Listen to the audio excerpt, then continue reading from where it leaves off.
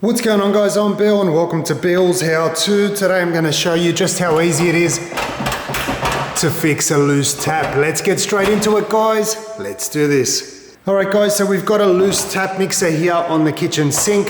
Very simple to fix. What you need to do is open up the cabinet underneath, and what you want to look for is up here behind the back. There'll actually be a little locking nut and a thread or a bolt in the back that tightens everything into place. So the easiest way to gain access here, this one here is actually not too bad. We've got a decent amount of room. You may be able to get a wrench or an adjustable spanner or anything to get in there and tighten it up. But the absolute best little invention you guys want to purchase is this one right here.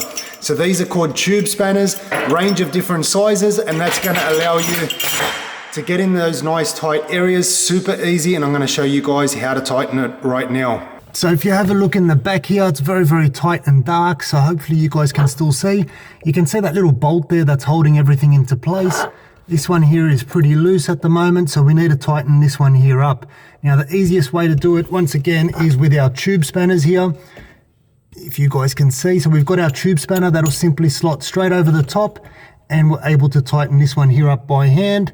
Once we've tightened that one there up by hand as far as we can go, we want to adjust the tap up the top and make sure that it's in our final position. So before we tighten everything up, we want to make sure that this is in our fixed and final position.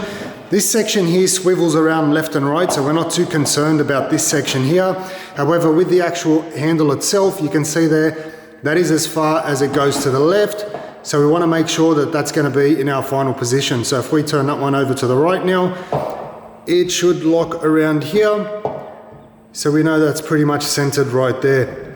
Once again, go all the way. That's going to be our final position. Get somebody to hold this in place for you while we tighten up the base here. So now that we've got everything hand tight, we've got two options. You can take an adjustable wrench, buy it onto the bottom here and tighten this one here up. However, if you use one of these rods, it's going to make your life much easier. It comes with the kit of tube spanners as well, and this one here will get you out of trouble, especially in a tight area. So it simply slots in the bottom there, and then we can turn that one there by hand. And what I mean in the tight area is if we've run out of space in this section here, we've got a hose in the way, we can push the rod over to the other side and then tighten it from the back end. So this one here will get you out of trouble.